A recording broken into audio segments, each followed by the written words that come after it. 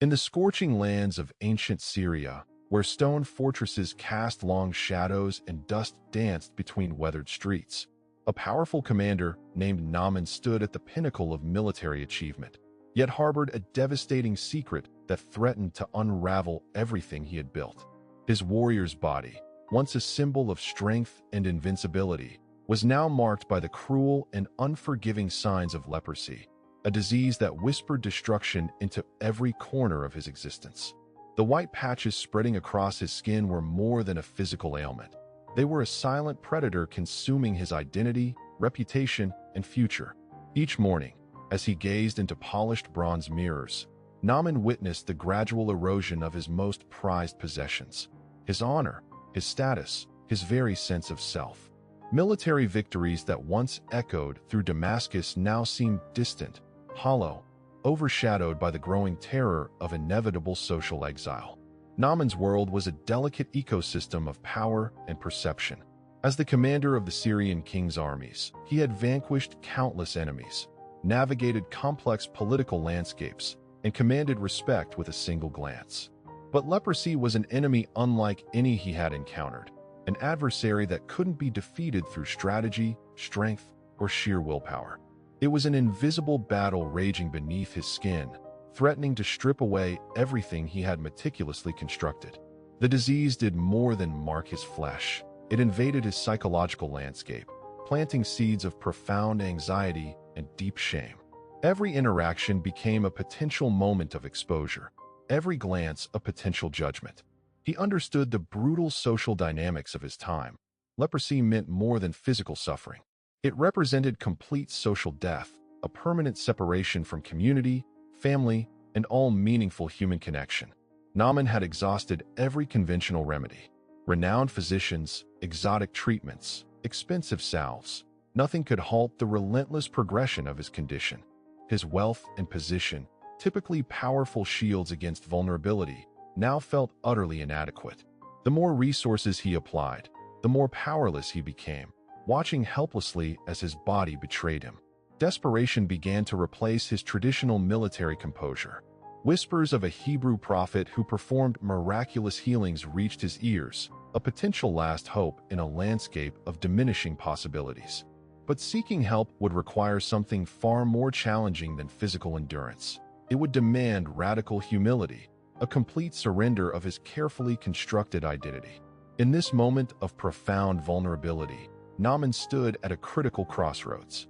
Would he allow his pride to prevent potential healing, or would he risk everything on an unlikely path of faith and obedience? The journey ahead promised no guarantees, only the faint possibility of transformation, a prospect both terrifying and tantalizing. His story was about to become more than a personal struggle. It would emerge as a profound narrative of human vulnerability, the complex interplay between physical suffering and internal wounds, and the unexpected pathways through which healing and restoration might arrive. As Syrian sunlight cast long shadows across marble floors, Naaman's next decision would reshape not just his personal destiny, but offer a timeless testament to the mysterious ways divine intervention can penetrate human brokenness. The royal court buzzed with nervous energy as Naaman prepared for his unprecedented journey. Breaking protocol was unheard of for a military commander of his stature. Traveling to a foreign land, seeking healing from an enemy's prophet, meant risking everything: professional reputation, social standing, personal dignity. Preparation became a psychological battle more intense than any military campaign he had ever orchestrated. Each step of planning exposed another layer of vulnerability. His servants watched carefully, sensing their master's internal turbulence. A man accustomed to giving orders now forced to become a supplicant, a recipient rather than a controller. Intricate diplomatic negotiations preceded his departure. The Syrian king, recognizing Naaman's strategic value, provided official letters of introduction, substantial financial resources, and diplomatic credentials. These were not mere travel documents, but symbolic representations of national prestige, a high-stakes gamble where an entire kingdom's reputation traveled with its wounded commander. Practical preparations merged with deep emotional negotiations. Naaman understood that this journey represented more than a medical quest. It was a profound confrontation with personal limitations, a radical admission that his formidable military skills could not resolve this particular challenge. Sophisticated weaponry, strategic brilliance, and political influence stood powerless against the silent invasion consuming his body. Accompanying servants observed their master's transformation, witnessing a proud warrior gradually dismantling his own carefully constructed persona. Each mile traveled chipped away at his traditional understanding of strength, replacing it with an emerging landscape of humility and uncertain hope. The caravan's movement became a metaphorical journey of internal reconstruction. Expensive gifts, silver, gold, specialized diplomatic attire, symbolized not just potential transactional exchange, but a deeper spiritual currency, the willingness to surrender everything in pursuit of restoration. Psychological barriers proved more challenging than physical terrain. Naaman's internal dialogue oscillated between hope and skepticism, between warriors' confidence and profound human fragility. Each passing landscape became a canvas for his unfolding transformation, whispering potential narratives of healing, redemption, and unexpected grace. Underlying every preparation was a fundamental human impulse, the desperate desire to be whole again, to reclaim identity, to transcend current limitations. This journey represented humanity's perpetual struggle, the intricate dance between acknowledging vulnerability and maintaining dignity, between seeking help and preserving self-respect. As Syrian horizons gave way to unfamiliar territories, Naaman's expedition carried within it something far more profound than a military mission or medical quest. It embodied a universal human narrative, the courageous journey toward healing, the willingness to challenge established paradigms, and the transformative power of humble openness. The Hebrew prophet Elisha's dwelling stood in stark contrast to the opulent Syrian encampment. Simple, unadorned, almost austere, a deliberate rejection of the pageantry Naaman had come to expect. When the commander anticipated a grand reception, perhaps a ceremonial healing ritual befitting his rank, he was met instead with an unexpected message delivered by a mere servant. "Go wash in the Jordan River 7 times," was the prophet's instruction. No dramatic gesture, no personal consultation, no acknowledgement of Naaman's prestigious status. The simplicity was almost insulting, a direct challenge to everything Naaman understood about power, healing, and social hierarchy. Rage bubbled beneath his carefully controlled exterior. Years of military discipline struggled against an escalating internal storm of wounded pride. How could this unknown prophet dismiss him so casually? The Jordan, a modest, muddy river compared to the pristine, magnificent waterways of Damascus, seemed an absurd prescription for his complex medical condition. His attendants watched nervously, sensing the volcanic emotions brewing within their commander. They understood the precarious balance between Naaman's legendary temper and his desperate hope for healing. One wrong word could trigger an explosive reaction that would terminate their entire journey. Are not the rivers of Damascus better than all the waters of Israel? Naaman's rhetorical question dripped with contemptuous aristocratic disdain. The comparison wasn't merely geographic. It was a statement of cultural superiority, a reflexive assertion of Syrian dominance over a smaller, seemingly insignificant neighboring kingdom. Yet something beneath his anger whispered a different narrative. Desperation, that most powerful of human motivators, began eroding his resistance. The physical manifestations of leprosy, those relentless white patches marking his skin, represented more than a medical challenge.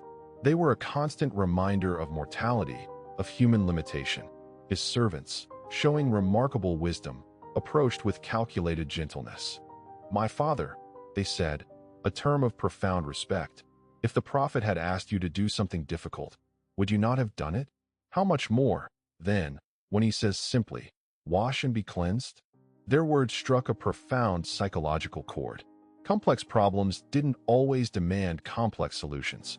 Sometimes, radical transformation required nothing more than simple obedience, a surrendering of preconceived notions, a willingness to trust beyond rational understanding.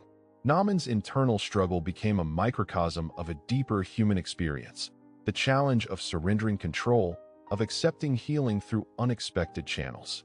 Pride stood as the primary barrier, not his medical condition, but his own psychological resistance to vulnerability.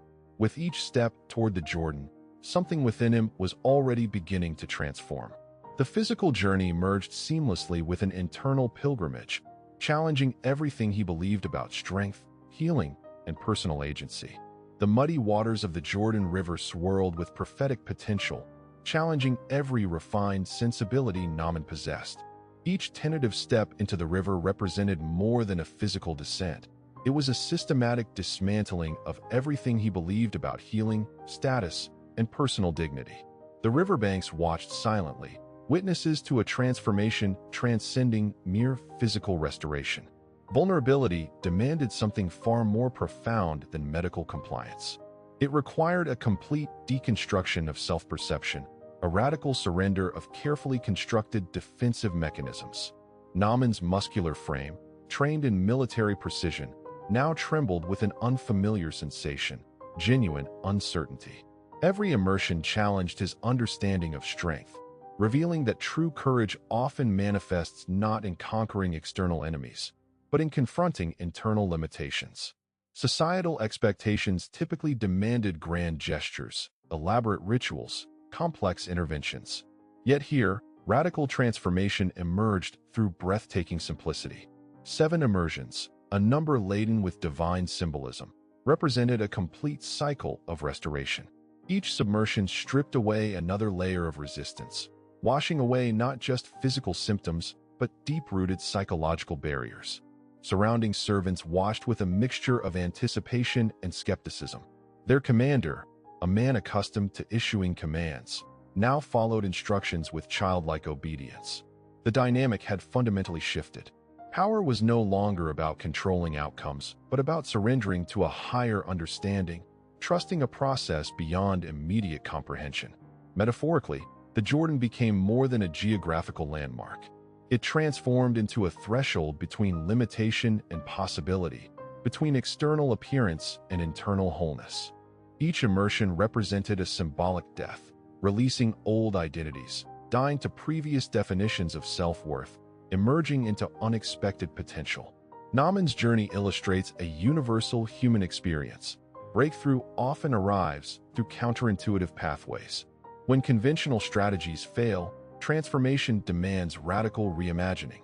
The most profound healings frequently emerge not through Herculean efforts, but through humble receptivity, through willingness to challenge ingrained perspectives. Remarkably, the healing process demanded nothing extraordinary from Naaman, simply consistent, humble obedience. No exceptional skill, no extraordinary virtue, no complex intervention. Just repeated submission to a seemingly nonsensical instruction. In this lies a profound spiritual principle. Sometimes breakthrough requires releasing our carefully constructed narratives about how restoration should occur. As water cascaded over his wounded body, something miraculous transpired beyond physical cleansing. Internal landscapes began shifting, rigid belief systems started dissolving. Naaman was discovering that true healing encompasses far more than symptom resolution. It involves comprehensive restoration of spirit, identity, and fundamental understanding of personal worth. As the last droplets of the Jordan cascaded down Naaman's transformed flesh, an extraordinary metamorphosis unfolded, far beyond the physical realm of skin and sinew. Cellular renewal merged with spiritual awakening, revealing that true healing transcends medical intervention, penetrating the deepest chambers of human experience. The commander's restored skin carried more than medical miracle. It bore testimony to a profound psychological liberation. Years of internalized shame, the silent trauma of social rejection, the constant fear of being deemed unclean, began dissolving like morning mist under intense sunlight. Every restored inch of skin represented a reclaimed piece of human dignity, a testament to restoration's comprehensive nature. Neurological research suggests trauma leaves invisible imprints, psychological scars that persist long after physical wounds heal. Naaman's journey illustrated this complex, healing trajectory. His transformation wasn't merely about dermatological recovery, but about rewiring deep-seated narratives of personal worth. Each immersion in the Jordan represented a deliberate dismantling of internalized narratives of brokenness. Consider how social stigma operates like an invasive psychological algorithm, continuously running destructive subroutines of self-perception. Naaman's healing disrupted this malicious programming. His restored body became a living metaphor. External transformation catalyzes internal reconstruction. The physical manifestation of healing created neurological pathways toward emotional redemption. Profound restoration demands more than symptom elimination. It requires comprehensive narrative reconstruction. Naaman's experience revealed how marginalized individuals internalize societal labels, allowing external judgments to define internal landscapes. His healing represented a radical reprogramming, rejecting imposed limitations, reclaiming agency over personal identity. Intriguingly, vulnerability became his most powerful therapeutic mechanism. By surrendering traditional defense mechanisms, military precision, social status, cultural expectations, Naaman accessed a deeper healing frequency. His willingness to embrace uncertainty created space for miraculous intervention, demonstrating that rigid control often obstructs transformative potential. Psychological resilience emerges not from avoiding vulnerability, but from developing sophisticated adaptive responses. Naaman's journey mapped this intricate terrain, revealing how embracing humility transforms perceived weakness into extraordinary strength. His restoration became a masterclass in adaptive human potential, illustrating how comprehensive healing requires holistic engagement. Remarkably, his transformation extended beyond personal experience. As news spread through Syrian corridors of power, Naaman's restored body became a living testimony, challenging established perceptions about disease, social marginalization, and human potential. His narrative offered a powerful counter-narrative to systemic exclusion, demonstrating how individual restoration carries broader societal implications. Ultimately, Naaman's experience transcended personal healing. It became a profound allegory of human potential, showing how radical openness, coupled with courageous vulnerability, can dismantle seemingly insurmountable barriers. His journey whispered a revolutionary truth. Genuine restoration arrives not through external validation, but through profound internal recalibration. Beneath the expansive Syrian sky, Naaman's restored body became a living testament to something far more profound than physical healing, a complex narrative of institutional transformation and cultural paradigm shift. The Syrian royal court, accustomed to witnessing military conquests, now confronted an unprecedented spiritual breakthrough that challenged their fundamental understanding of power, vulnerability, and redemption. Diplomatic channels buzzed with an extraordinary revelation. Their most decorated military commander had found healing through a foreign god, from a marginalized prophetic tradition. This wasn't merely a medical miracle. It represented a seismic cultural disruption. Naaman's testimony carried diplomatic and theological implications that reverberated far beyond personal experience, suggesting that divine intervention could transcend established political and religious boundaries. Intriguingly, his restoration exposed the limitations of traditional power structures. Military might, diplomatic influence, and economic resources, previously considered absolute, now appeared fragile when confronted with spiritual realities. Naaman's journey demonstrated that genuine transformation often emerges from unexpected sources, challenging institutionalized narratives about healing, worth, and human potential. Systemic exclusion mechanisms, deeply embedded in ancient societal frameworks, encountered a radical counter-narrative. Leprosy, historically a condition that guaranteed social banishment, had been comprehensively dismantled, not through medical intervention alone, but through a profound spiritual recalibration.